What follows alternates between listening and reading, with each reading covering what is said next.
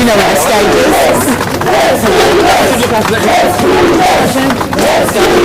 Let's push on through. Follow me. Let's do this. Let's do this. Let's do this. Let's do this. Let's do this.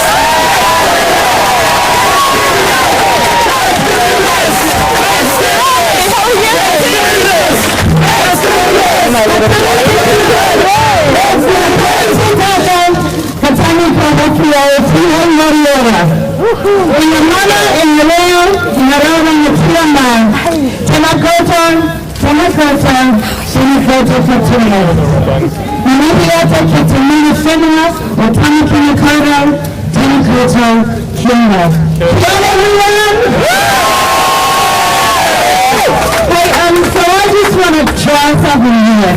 I just want to see what it sounds like. Prime Minister adorned. Let me try another one. The right honourable Jacinta Ardern, Prime Minister of New Zealand. It's really good, isn't it? I want to be clear before I start. I support the Greens, and I thoroughly support Labour. We no longer live in a single world.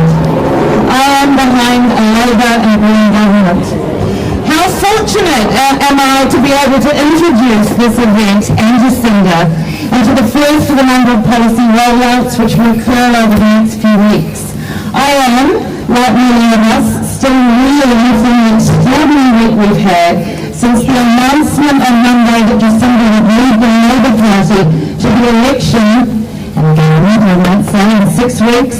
I don't think there have been many of us who haven't conversed, emailed, texted, Facebooked our growing excitement and sense of hope on a daily basis. This is what hope does, right? This is what more than a glimmer of hope does. You can't beat hope. You just can't beat it. That's right. Once hope gets in the mix, there's no way back. All week, wherever I've been, whoever I've talked to, I've heard it. I've heard hope. Hope for change. Hope that perhaps our vote finally will make a significant difference.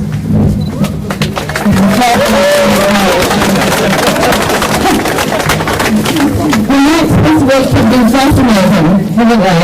And I've realised that that's the most praise I've ever heard for them. But it doesn't seem to me that there's been generalised misogyny, led recently and ironically by the Minister for Women. This doesn't feel like hope to me, this feels like panic. Meanwhile, the rest of us are coming to terms again with the notion that a leader, a potential leader for New Zealand, could actually be coming from a place of honesty. Who knew?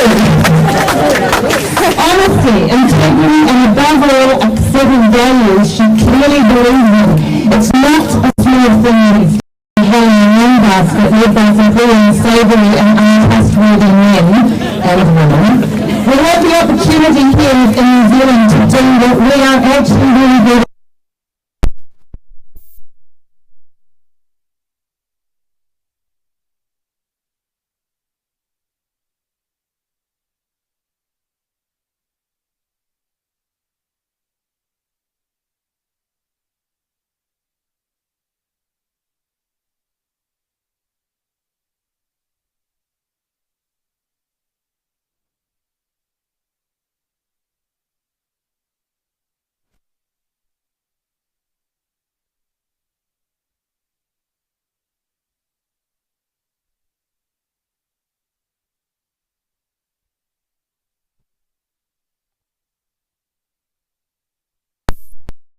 Of being embarrassed.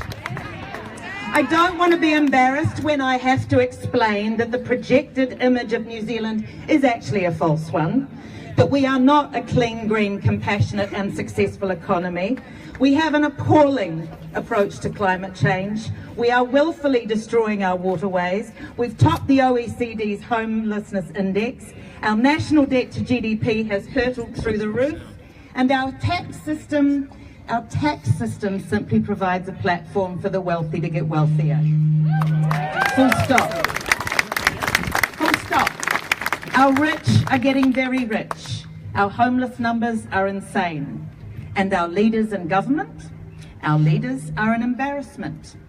Inarticulate, lacking any ability to inspire confidence and hope, the men and women are old-fashioned, dull and mildly depressive bunch, hell-bent on keeping us all floating about in this cowardly status quo of mediocrity.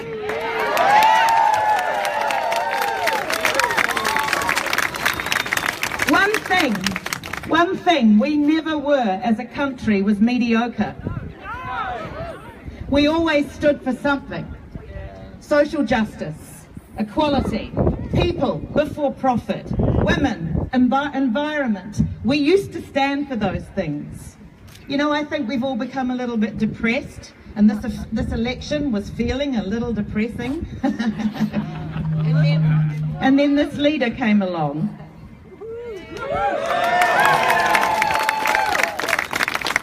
Jacinda, I want to say to you that I would be proud to have you as my representative in the world. I would be proud to say that you were my elected leader. What does that say about us as a country if we choose Jacinda and Labour to lead us? It says that despite where the rest of the world seems to want to go, we are taking another path. That's the country I know. That's the country I want to be proud of again. When you speak, I believe you. When you say you believe in free education, I believe you. I've been listening in vain to try and find some cut-through for myself amongst all the disingenuous political rhetoric, for some sense of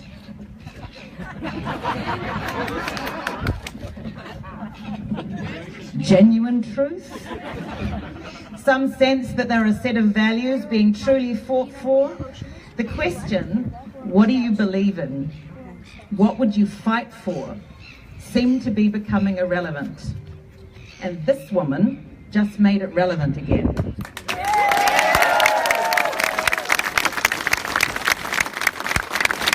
I'll say it again.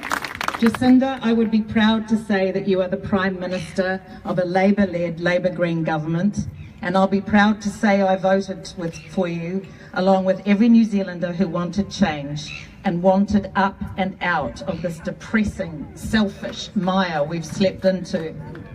That said, God help me, I love a soapbox. I am here to introduce Jacinda Ardern because I want to support this plan to get loads and loads of Auckland cars off the roads and increase public transport. Surely this is where we start. It's a no-brainer. Our public transport system is dreadfully and embarrassing lacking compared to the rest of the world. It's true to the joke that we all sit like stunned sheep waiting in sheep dip pens at the entrances of motorways and at main roads. And our cars quietly pumping more rubbish into the atmosphere and waiting, and waiting, and waiting, and I don't know what for, when we could be sitting on a train having a chat and changing the country. Let's get more cars off the road. Let's get into rail. And it is my pleasure and honour to introduce new leader of the Labour Party, and if we do it right, relevant and inspiring thing, the future Prime Minister of New Zealand, Jacinda Ardern.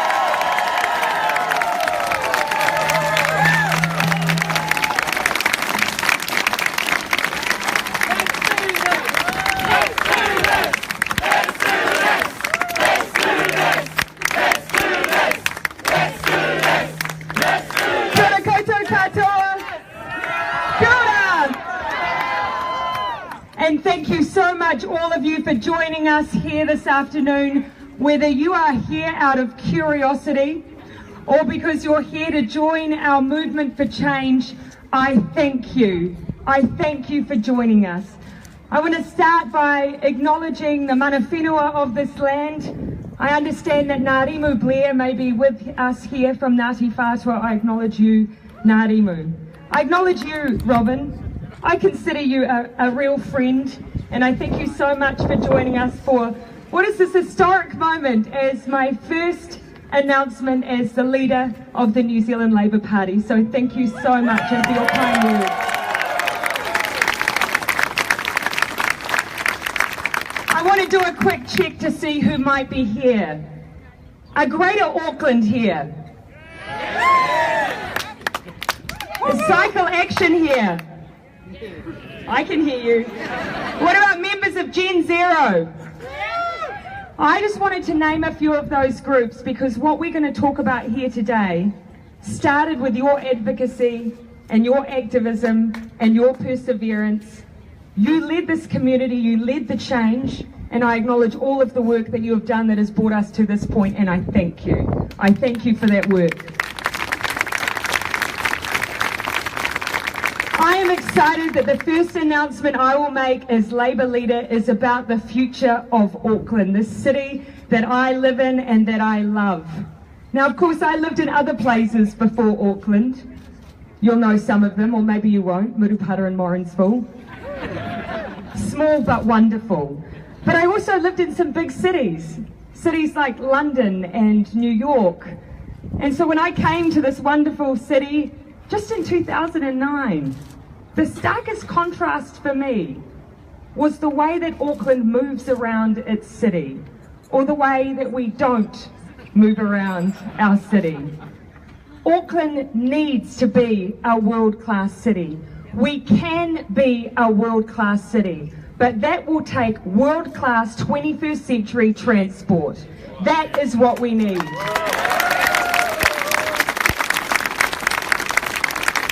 Now, I could probably spend a bit of time talking about all of the reasons why we need it, but as people who live and work and play in Auckland, I probably don't need to tell all of you. You know, congestion is crippling us. It's crippling us. Now, the EMA predicts that it costs us about $2 billion per annum in lost productivity because we cannot move around our community. But that affects everything.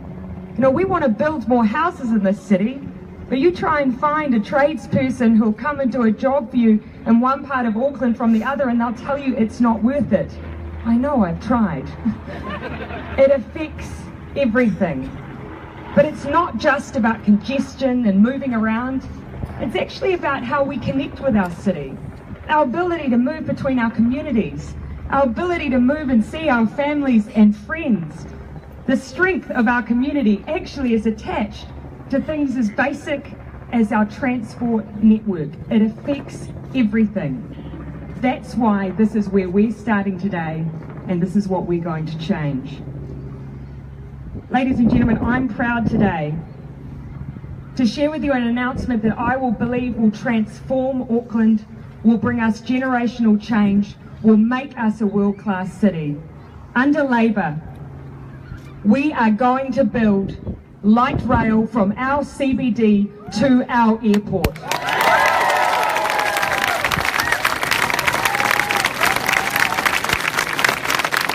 But I'm not just committed to that, I am committed to starting straight away. We believe we can deliver this project in a decade. We don't just believe it, we'll do it.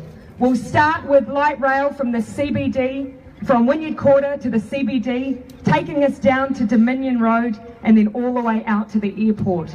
And do you know what that tells you? This is not just about connecting Auckland with its airport, it's about connecting it with its communities, where its people live, from the city to the south. This is about building a network for all of Auckland.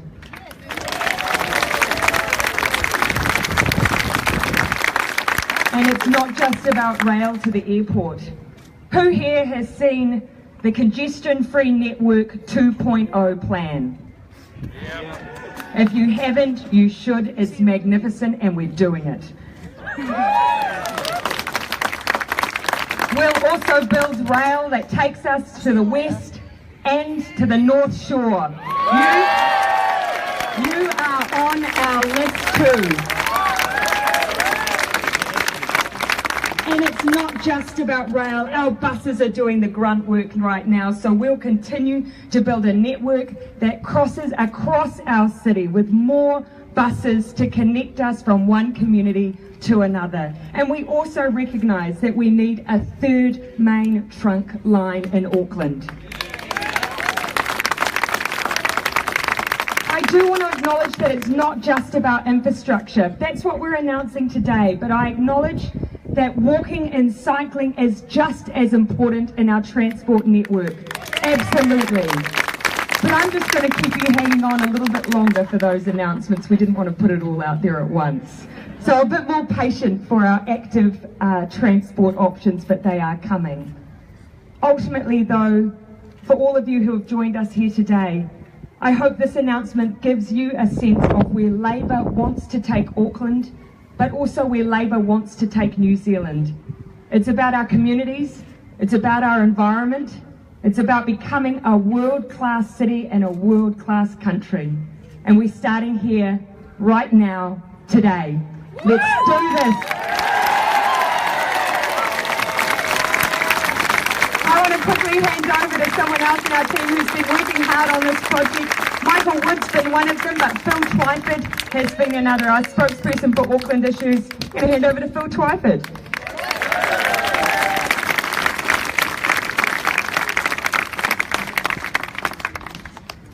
I just want to say how excited and proud that I am, and I know I speak for my colleagues, Carmel Cipollone, Jenny Salesa, Michael Wood, Raymond Huo, not sure if I've missed any out. All of our activists and campaigners, many of whom are here, Labour's fantastic candidates who are standing in this election all over this city. I want to acknowledge you all and all of the campaigners, the activists, the people who have worked for this policy for so many years. Have a big hand.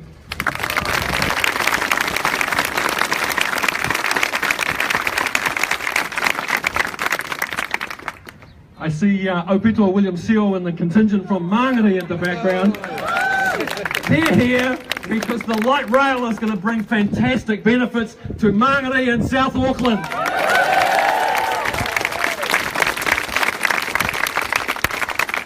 Is there anybody here from the North Shore? Yeah! Looks like it.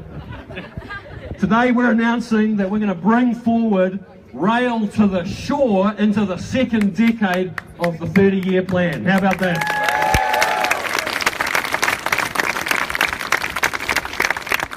Now I know there are a few Westies in the crowd. Oh yeah.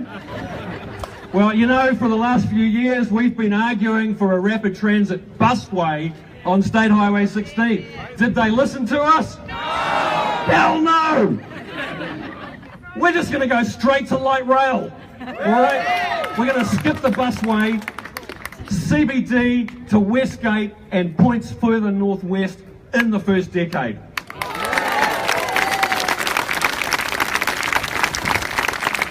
And I'm sure there are some people here from the southeast of Auckland, which is undeniably the area of our city that is the poorest served by public transport.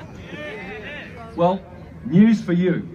We are going to build a rapid transit busway connecting Howick, Botany, Flatbush, Manukau and the airport in the first decade.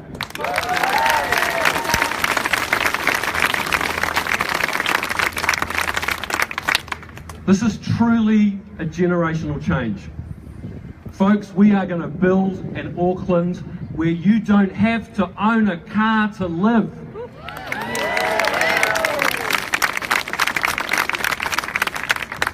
It will be a more civil, a more connected, a more efficient and a more prosperous city. Don't we all want that? Yes. Absolutely.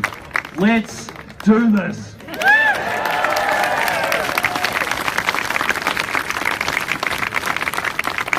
Thank you, Phil Twyford, and thank you so much, all of you again, for joining us here this afternoon.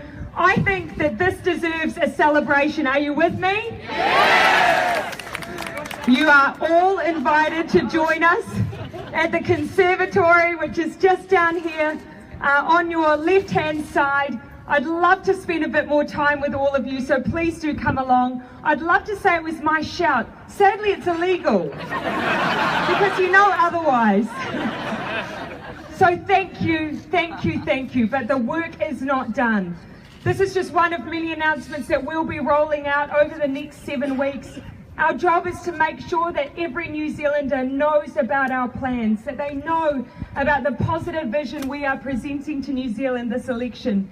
If you can help us with that, please put your hand up to just give us a little bit more of a hand to spread the word. But until then, thank you. Please join the movement for change. Please join us as we rally towards the 23rd of September. Let's go forward now. Let's do this.